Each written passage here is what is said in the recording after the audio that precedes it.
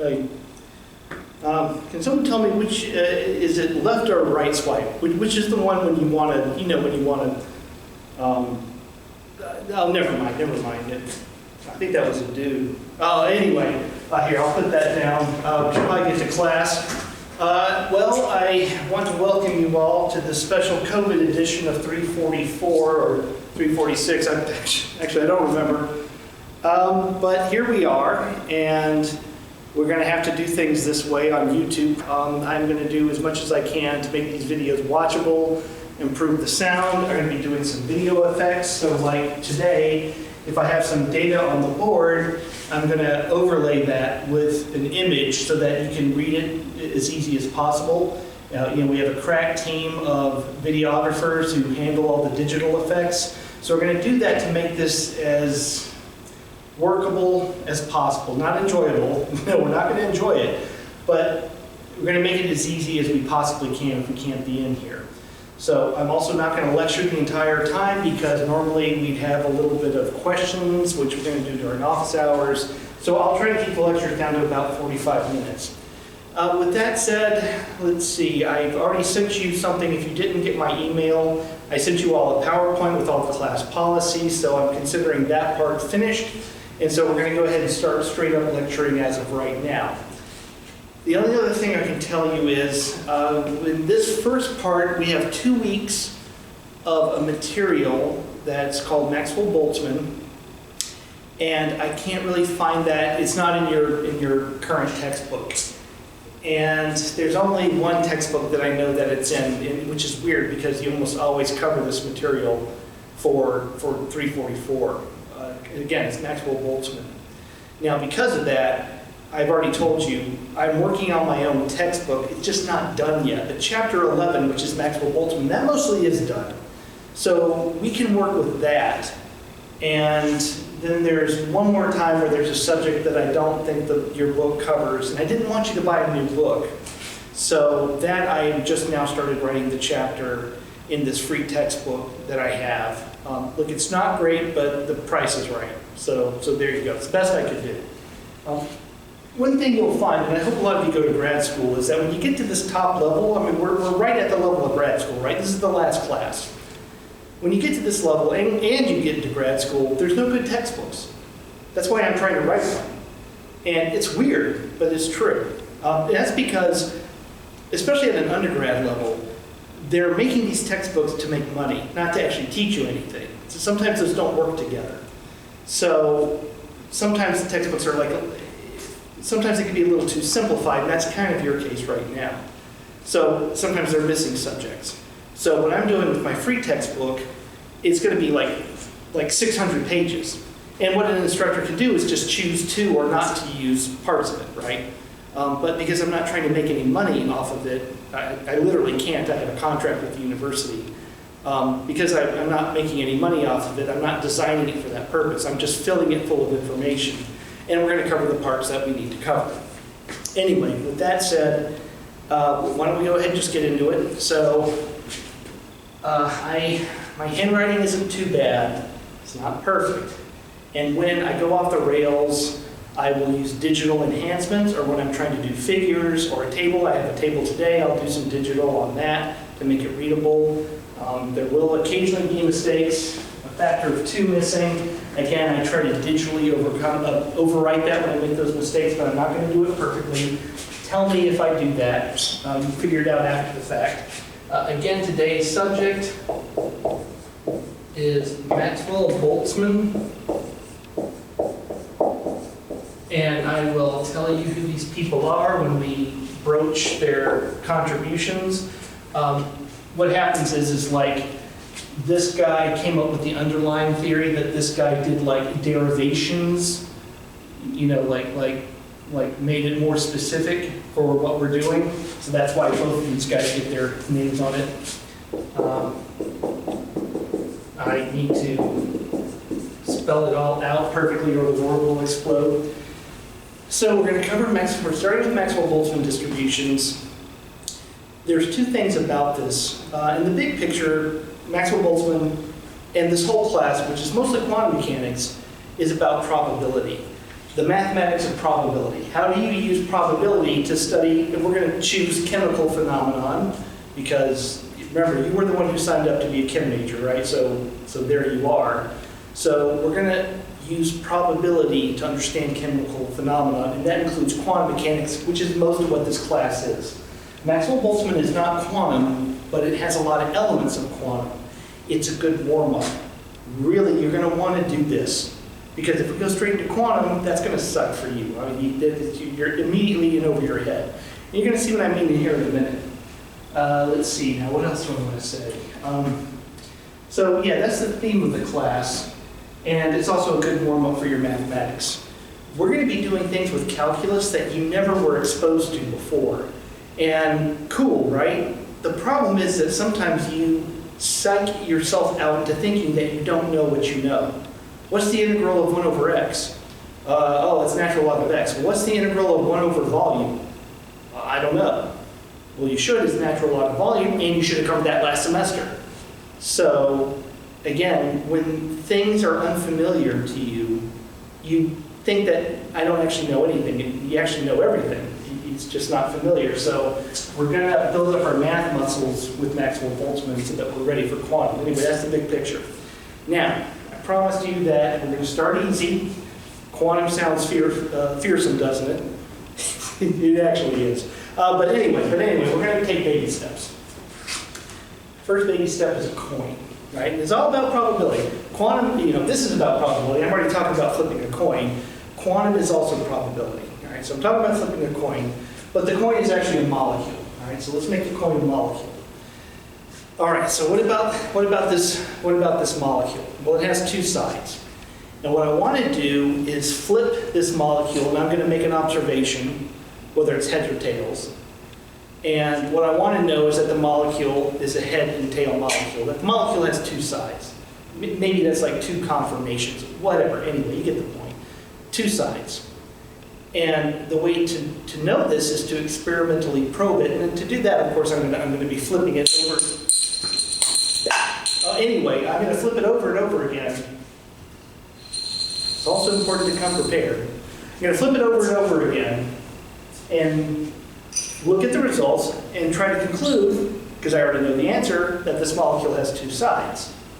Now, at this point, hopefully you're thinking, whoa, this is actually going to be like childishly simple. All right, just give me a minute. Okay, now if I'm going to see that there's two sides to this coin molecule, I got to do two flips. Now that's obvious, right? So flip 2 times, and what can I get? Okay, that's kind of obvious, right? Heads. Now the odds of that are 25%, right? That's kind of obvious. So I'll just write that down, 25%. Okay, kind of bad because what I really want to see is a head-tail, or a tail-head, right? Because there's two sides. That's my point. That's what I'm trying to figure out, that there's two sides to this molecule. That's not helping. Now, and also, let me just remind you what all the possibilities are. And how did I know it was that heads was 25%? I knew that heads was 25% because that is 1 out of 4 possibilities, right? Heads, tails. 4 possibilities, that's one of them. 1 out of 4 odds of observing heads, 25% probability, right? And again, I told you this would be really easy. Okay, so middle school level math. All right, now here, I have a 50% chance of observing the head-tail or tail-head and correctly surmising that this molecule has two sides, right? So I see that and I figure it out.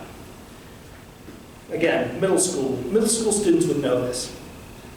Now, let me throw a monkey wrench into this, because let me remind you that when we do observations in chemistry, physics, whatever, I have like some kind of gas chamber, and maybe I'll digital in some kind of gas chamber like Non-Jang has or Mike Trineri has in our department. Some kind of gas chamber, right? And I have lasers going into it. So I'm observing not 1 or 2 molecules. I'm observing, around a mole, maybe more like a tenth of a mole. That's actually pretty accurate. Tenth of mole is about the size of a balloon. Okay, that's a lot of gas molecules. That's a lot of coins. So here's the part where I'm going to throw you off from what you think you know. And I'm going to start looking at statistics as a function of number of coins. And I will digital in a table here, but I'm going to have to start writing things at first. And again, my handwriting may not be super great, so that's why I'll digital put in a table once I'm done writing it. It's in the textbook too. I wrote the textbook, that's why. Okay, so 2 coins, and what I'm saying is that I need to see tails, heads, or heads, tails. In other words, I got to have an exact 50-50 split. Half the flips need to be one, and the other half have to be the other, exactly half, or I don't surmise that there are 2 perfectly even sides to the coin molecule, right? So here you go. All right, now, we've already covered that 2. It's, again, our middle school math tells us that the odds of observing tails, heads, tails is 50-50. Okay, not bad. But now again, I told you that this is actually going to get oddly more complicated. I'm going to do 60. There's 60 of you enrolled in this class. That's why I picked 60, by the way. There's always 60 people in the class anyway. 60 coins, or 60 flips of the same coin. Let's say that there's 60 coins. That's more realistic. I want to see 50 tails and 50 heads, exactly 60. I want to see exactly 30. What did I just say? I got to edit that. I want to see exactly 30 tails and exactly 30 heads. Perfect. Not 29 tails and 31 heads. 30 tails, 30 heads. It must be perfect because the coin is perfect. It has perfectly even sides.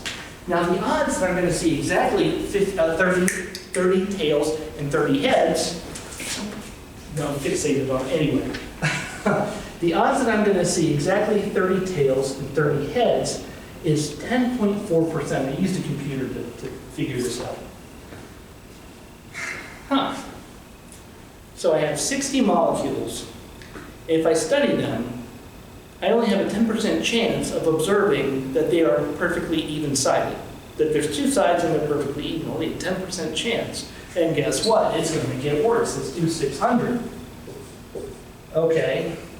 What are the odds that I get exactly 300 heads and 300 tails? Not 301 and 299, 300, 300. One other.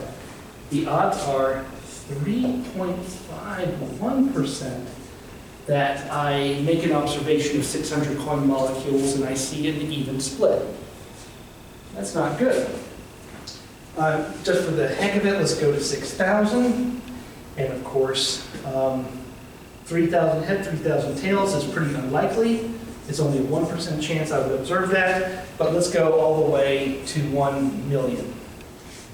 And the odds of observing exactly 500,000 heads and 500,000 tails is 0.13%. Pretty bad. Now, remember how many coin molecules I'm actually observing? It's around a 10th of mole, so that's 10 to the 23. Now, how do you think this is going to go when I get down to 10 to the 23? I couldn't even calculate it. Actually, I could, but anyway, it's a really, really small number. You thought the flip of a coin was going to be real easy. It turns out that when you have so many of them, it actually gets obscure. And when we're studying molecules, we have many of them. So it seems like we have a bit of a problem here, don't we? Now, of course, there's a solution, or we would be talking about it. In fact, I'd just be drooling on myself. I am getting kind of old. And the answer is that obviously, the problem is that I'm being very bullheaded about saying I have to have 500,000 heads and 500,000 tails. I'm not giving myself any wiggle room. Now, that's stupid. That's just plain stupid. I need to give myself a little bit of a leeway for the fact that even a perfect coin isn't going to just, evenly divide whether it's heads or tails. I mean, you just know that, right? Okay, so now to make sense out of what I just said, here's what I'm going to do. I'm going to ask, what is the percent chance that I'm going to get a 50 plus or minus some kind of wiggle room split. And then I'm going to write down the probability that that happens. Okay, so what does that mean? Okay, we don't need to worry about 2 because that's kind of childish. The problem is when we're talking about really big numbers. Okay, so now let me explain what I mean. We'll start with 60. So what I'm going to say is I'm going to allow myself a 50% observation window plus or minus 15%. So what I mean by that is, oh, here I need to make that bigger. Okay, here's what I mean. Previously, I decided that I had to have 30 heads and 30 tails. And if I saw that, I conclude that the molecule is two-sided and the sides are even. That is perfectly reasonable. I mean, of course. However, it's not practical. So, and I'm not likely to observe that, so this is stupid. Instead, what I'm going to do is I'm going to give myself wiggle room. Now, what this means is that I decide that the molecule, the coin molecule, has 2 even sides if I observe between 21 and 39 heads, and then 60 minus that tails. Obviously, you would get that. So I don't have to have exactly 30, I just have to have between 21 and 39 of one or the other. And if I see that, then I'm going to go ahead and say, well, that's actually a two-sided molecule, 2 even-sided molecule. And if I do that, how many times would I observe heads, tails that follow that range of 21 to 39, a head or tail? You would observe that in 48% of the flips. There's your 50-50. Now, it's not perfect, right? But it's close. So now I'm starting to see the 50-50 nature of the coins that I was able to see with 2, and I need 2 because there's heads and tails. 60, it got obscured, but now I'm seeing a way to see that even sides, that 50-50 nature of the coin is now starting to come out. I just don't analyze it like stupidly. Now let me go further with that. Okay, for 600, 50 plus or minus 9%. So again, I don't say that I have to observe exactly 300 heads and corresponding tails. I give myself a little bit of a range. It doesn't have to be that wide, just 9%. But if I do that, I decide that the molecule has an even-sided heads, tails. And if I give myself that wiggle room and I do a bunch of coin flips, which I did a simulation on a computer, I see that happen 49% of the flips come out with heads, tails, 300 plus or minus about 30. Right? Within the wiggle room, half the time I see heads, tails within the wiggle room, making it clear that this is a two-sided coin. Let's go a little further. Okay, it's kind of stupid at this point. Let me just write down the numbers just because I started writing all this. Let me just finish it. 6,000. What are the, if you have between 2,820 to 3,180 heads, and correspondingly that 6,000 minus that tails, you would observe that 51% of the time. And as you can imagine, that as I get to a really high number, the spread actually gets way smaller. The spread is now 0.226. You have to have a spread, but it can actually be really small. Look at that. So if I give myself just a little wiggle room, I will observe an even split with a wiggle room 50% of the time.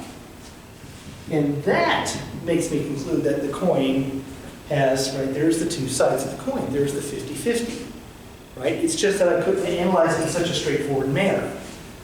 So there you go. And hopefully I'm doing the digital, so you can stop and write it down. I believe this is also in your textbook. I haven't looked at it in a while, so I'm not sure. But anyway, so there you go. You just can't analyze it the same way, which is the point. All right. So again, this is not too hard to understand. The analogy here is that when we're looking at our little reactor system, our gas phase spectrometer has probably around 10 to the 23 molecules in there, and there you go. So we see we have to do some analysis a probability that's not quite like what we learned in middle school. That's why you're a senior chemistry major, about to get a college degree. How does this work? All right, now I'm going to start indoctrinating you in how to correctly analyze things with probability. Maybe you had this in a math class, but I don't presume that. Right? Okay, so here's probability. Okay, the 50-50 part that a child understands. All right, where do I get this? Because I can't do it this way. How do I use this? How do I turn this into like an equation that I can always just put things into and get good answers out? How do I do that? It works like this.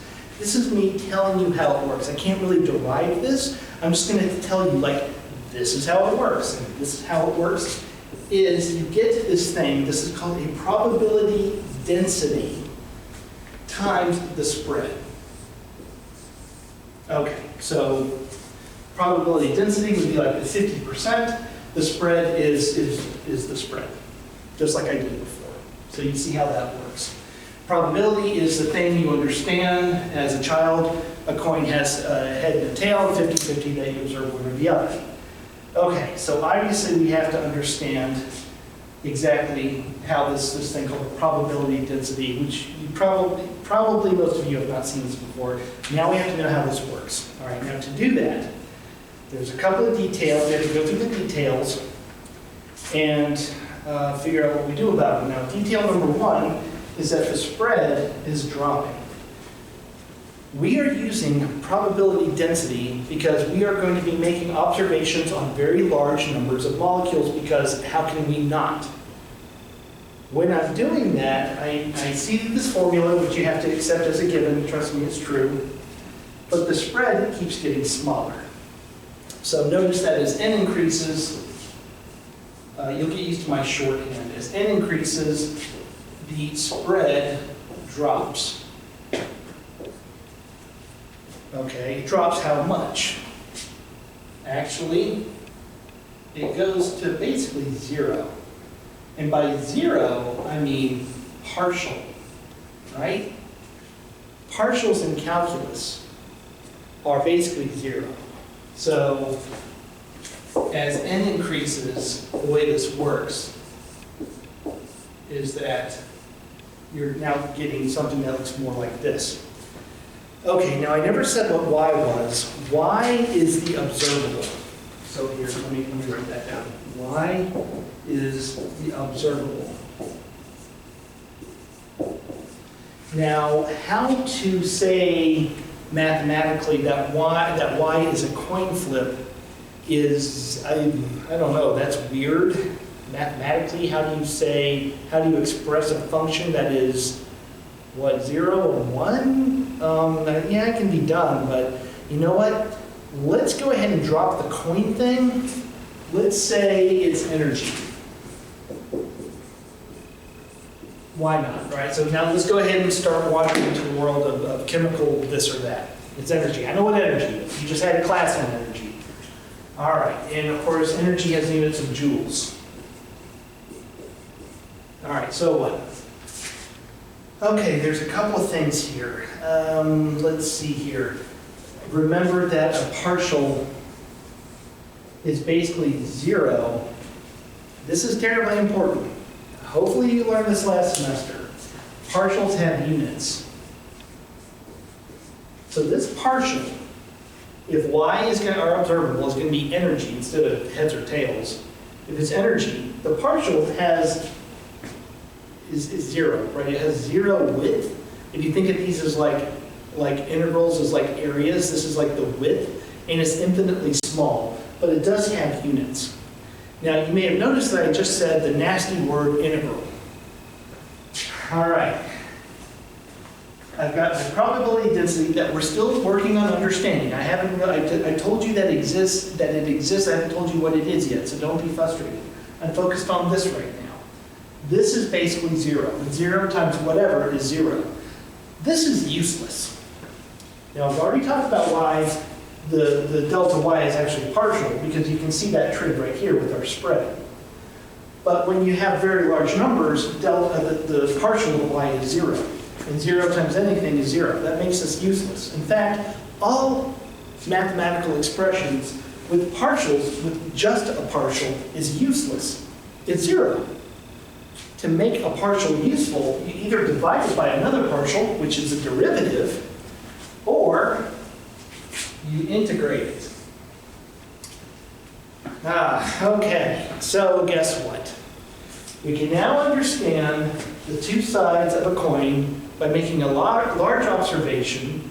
We just need to know what the probability distribution is, and then we're going to have to integrate it. So that's what we've gotten so far, which is pretty good. Actually, that's kind of awesome. Yeah, we can go home now. No, I'm just kidding.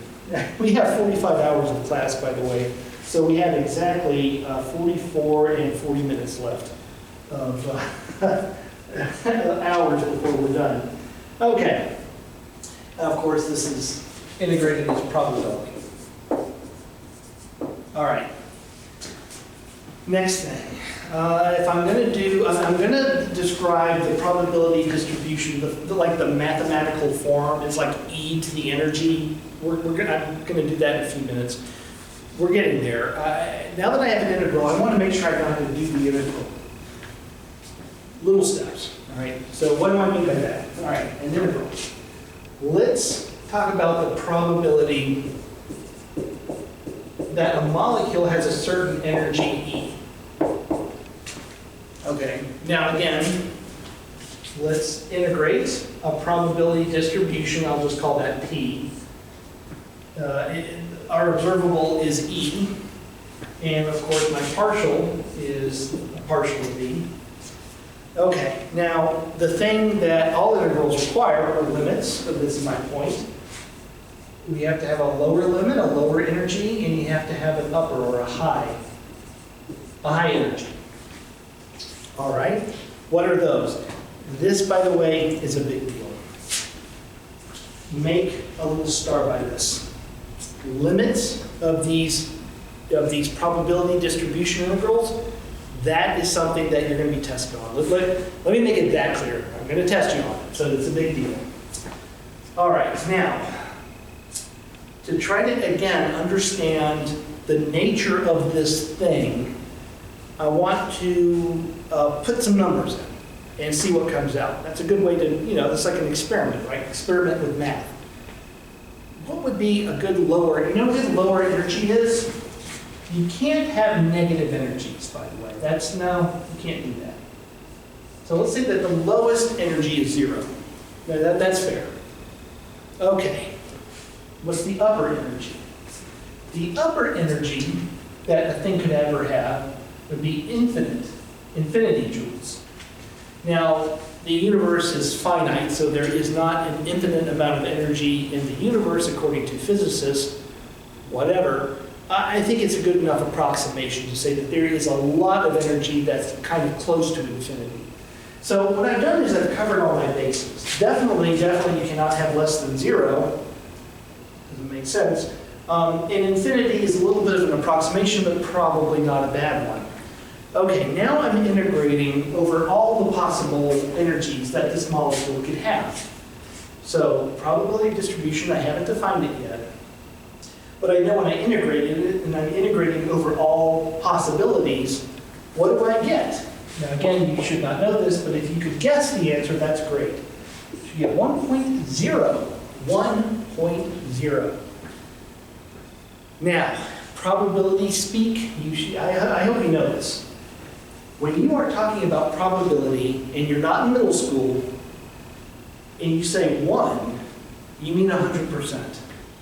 So 1 is 100% in probability world. What does it mean for this integral over all possibilities to integrate to 1? That is called normalization. That's the mathematical word for that, whatever. It means that a molecule has energy, has some energy or no energy at all. So now let me again state that plain spokenly. Either a molecule has energy or no energy. Right? Of course it does. It is 100% probable that a molecule either does or does not have energy. Of course that's true. And in our math speak, We integrate the probability distribution over all possibilities, and you better see the number 1. And if you don't see the number 1, you screwed up, which you better look out for that on your test, because that's what you're being tested on. And I'm giving away too much. All right. Okay, so tell you what, let's do something else. Let me give another example. Okay, now I need a new board. What am I doing? I'm using the board all screwed up. Anyway, I forgot I was on the other board. All right. Let's say that wherever we see energy, we're going to change things around a bit. Let's plug in kinetic energy. Right, so we have this integral equation integrating the probability distribution as a function of E. But you know what you do? This is really kind of neat.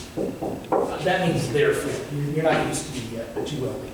So let's integrate 1/2 mv squared.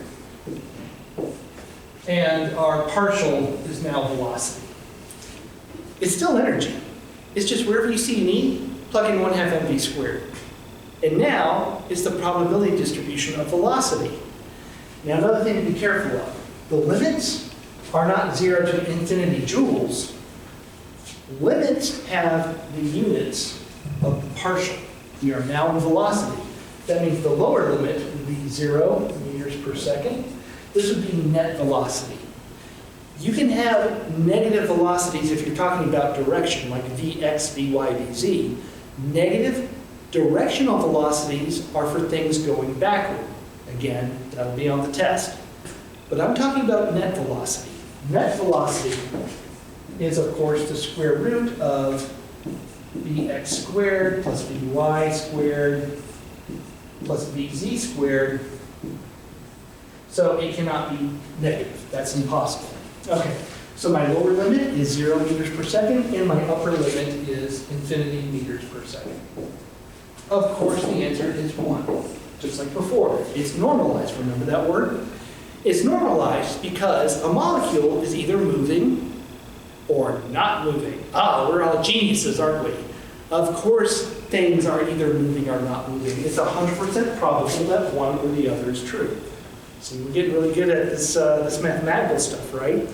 So, yeah, I mean, that's really all it works. This is a walk through probability distributions. Last bit. Let me show you one other thing. Let me show you where probability distribution, where that word comes from. It's kind of obvious. You can always figure this out just by doing what I'm about to show you right here. Okay, so probabilities are like ratios. It's like heads over all possible outcomes, right? When we were talking about flips of a coin, heads was 1 in 4 because that was 1 out of 4 possibilities. Probabilities are ratios. Ratios have no units. It's not a joule, it's not a meter per second, it's nothing. Ratios have no units. All right, velocity, I've just been ripping your head off, is in units of meters per second. If this was energy, it would be in joules. Therefore, the probability distribution has units of 1 over meters per second. So a probability distribution or probability density, the same word for the, two different words for the same thing. Be careful of that. I think I put that in the little textbook. There's a lot of that in science, right? The probability distribution or density has units of 1 over what it describes. Let me say that again. The units of a probability distribution or probability density is 1 over whatever it's meant to describe. This is meant to describe velocity, therefore the units are 1 over velocity. And the reason is because of what I've written right here. This is how you use probability distributions. They integrate to something with no units, therefore the units of the partial have to be canceled out. Now you may be thinking like, well, doesn't the integral affect the units? The answer is no, and I just showed you that. And just trust me. I kind of find that weird, but there we are. All right, so that's all I have to say about that. All right, we have done a lot with probability distributions. We know how to use them, although we've been very non-specific. Now, to get specific, like to start like integrating e to the x and all that jazz, which, yes, you're going to be doing a tremendous amount of. I need to show you what the probability distribution function is, which is basically e to the x. All right, probability distribution function for molecules. Now, the way that this works is, the trick is that we have a probability distribution for energy. This guy, the Boltzmann, okay, 1868, Boltzmann, Ludwig Boltzmann. He was most certainly a vampire. In 1868, he figured out the formula for the probability distribution of energy. Now, what do I mean by the probability distribution? What this is how nature distributes energy of all types, for any type of energy, rotational energy, thermal energy, which is mostly translational energy, nuclear energy, quantum energy. There's nothing that can come out of your mouth that nature doesn't distribute, that the probability distribution isn't Boltzmann's formula. And what does that look like? I'll show you, but just want to let you know that when Boltzmann figured it out, awesome. This is important for literally everything, and then he killed himself. Sorry, I know I joke around a lot, but he actually killed himself right after he discovered this. Anyway, all right, now, let me show you what it is, but don't write this down. Do not write this down. I'm going to make a mistake. I'm going to make a mistake so that sometimes mistakes are instructive. All right, so let's say that it was this. Now, again, do not write this down because this is an error. I don't want you writing down an error. All right, probability distribution of E sub I. Now, E sub I means that I'm being very specific. Like, what's the probability that an argon atom has a joule of energy, right? That was very specific. Notice all the very specific things I said. Argon, no degrees of freedom, doesn't vibrate, doesn't rotate, 1 joule of energy, and maybe it's kinetic. It has to be kinetic energy. It doesn't really have any other energy, right? It has nuclear energy. I guess it could build an atomic bomb out of argon. He actually could. It just wouldn't work very well. But we're not in nuclear class, not yet. So I'm going to say it's translational energy because that's really all that I have. Now, the following formula is wrong, but instructive, so do not write this down. But let me tell you what I'm trying to do here. Normally, probability, like heads, tails, blah, blah, works by what's my observable divided by all possible observables, the number of observables, right? There's 1 heads, heads, and there's 4 possibilities. Heads, tails, heads, blah, blah, blah. Okay, so the probability is 1/4. Okay, cool. That works for flipping a coin, but I'm not talking about flipping a coin. I'm talking about the energy of an argon atom. Okay, so this is not right. Just pointing that out. But I do want to point out actually one thing. This is what we call the normalizer. Now, it turns out as much as this is intuitive, and as much as I would like this to be the formula, because look how easy it is. It's just like 1 joule divided by whatever energies it could potentially have otherwise, which we'll define in a minute. But this is not the right formula. The reason is that if nature worked this way, if nature did this, then the problem is that mass and energy itself are not conserved in like chemical reactions and stuff. Well, they are, so this ain't right. Now, this formula I'm going to show you can be derived. And it's kind of hard. I'm not going to do it. It takes all day. So I'm not going to do it. So please accept what I'm going to give you. I don't do this often. I very rarely throw something at you and say accept it. I usually prove things. Of course, where do I start the proof? Let's stop thinking, all right? Let's just write down kind of what the formula looks like. So this is not right. This is closer. This isn't quite right either. So don't write this down either, but it's closer. Okay, it's e to the energy. Again, it's not quite right. I have one more thing to do, but this is close. Is e to the minus energy. This is what Boltzmann kind of came up with. Give me 1 second and I'll write it out for real. All right, and it can be derived. I keep harking on that I keep writing down the wrong formula, because again, it's instructive. What's instructive? This is instructive. Let me write down e to the minus energy in a Taylor series. And I can show you why this is not quite right. Not quite right, we're almost there. Why is it not quite right? Let me write down a Taylor series. 1 minus energy, and you've had Taylor series, so you know this. Over n factorial, dot, dot, dot. Okay. What's wrong with this? No units. Joules. Joules squared. Joules cubed. Here's what's wrong with this formula.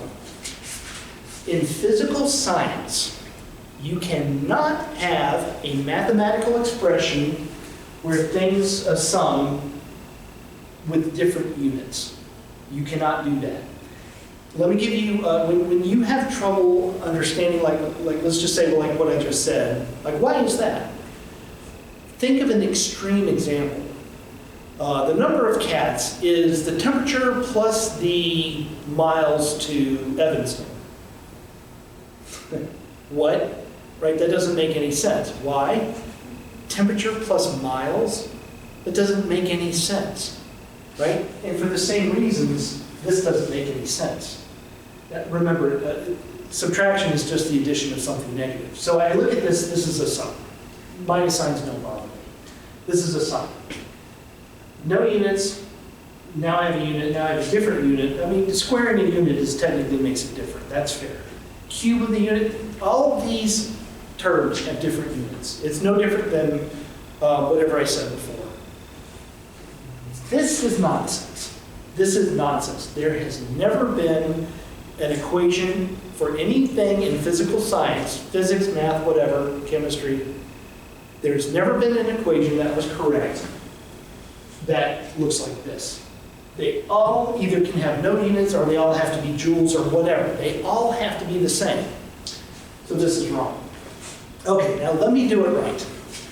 The solution to this would be to divide by something that has units of energy. And I'm going to divide by kBt.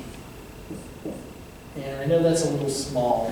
I'm sorry about that. I need to plan a little bit ahead. Okay. What I've done is I've taken e to the minus energy and I've divided out the energy by kBt. kBt has units of energy. So now none of the terms in that expression have units of energy.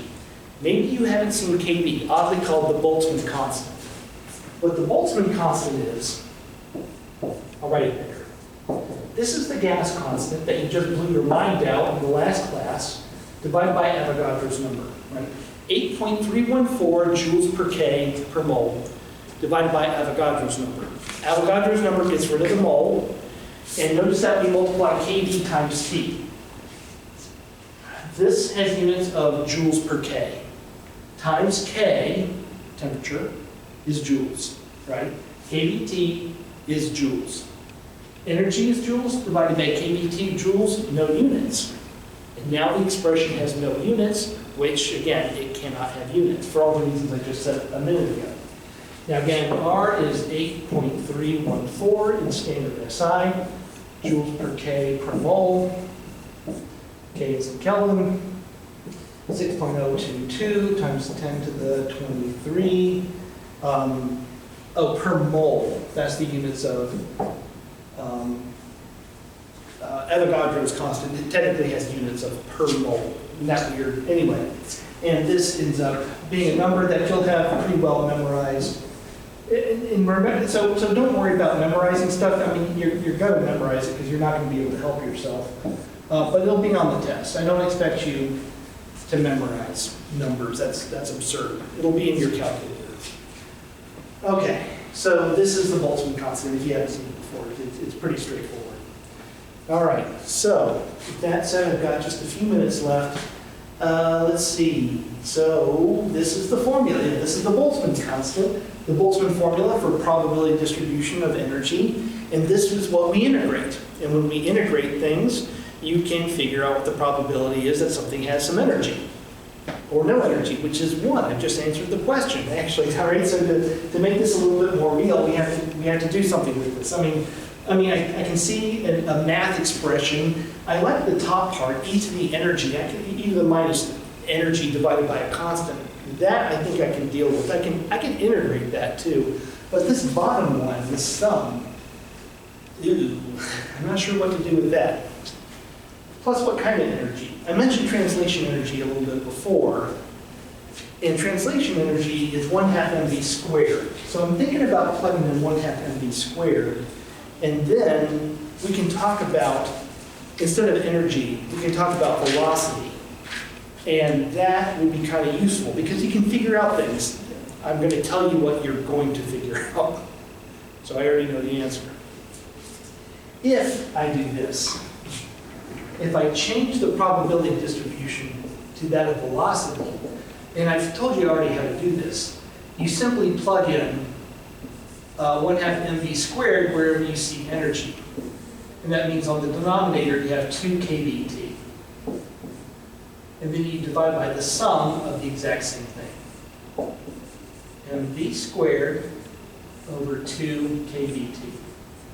Sorry if that's not big enough. Check the textbook. Hopefully you can see that. I'll be digitally enhancing the video so it'll be readable.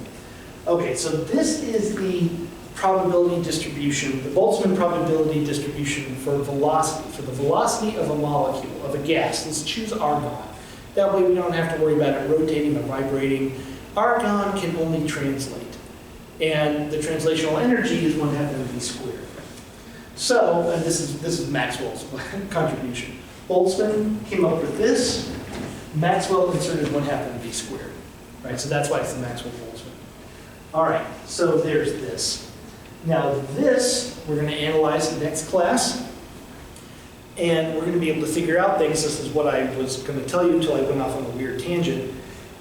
You can figure out things like how fast is a gas moving? How fast is that argon moving on average? Okay, here's a real good one. Now this blows my mind. Can a gas move faster than the speed of sound? Well, if you want a college degree, you're going to come out of here with a college degree in physical science. It seems like that should be something you should be able to answer. Does a gas move, can a gas molecule move faster than the speed of sound? Get this, and this blows my mind. I've been doing this for years. A gas molecule can move faster than the speed of sound. Swear to God. We're going to prove that next class or the class after. Anyway, we're going to do it soon. And we're going to do that using this. We can figure out the average velocity. We can plot what the probability is that a gas is moving with a certain velocity, including that which is faster than the speed of sound. I guess it can technically move faster than the speed of light, but now I'm on a tangent. Anyway, all right, so that is for the next class. I see that I've run out of time. Looks like I've actually used up the full 50 minutes. I'll try not to do that from now on. And I hope this has been fun. And we're on our, remember, only 44 more hours to go. This will go by in a split. And email me if you have any questions. I haven't quite figured out how we're going to do office hours yet, but anyway, hey, vaccines, right? Cool.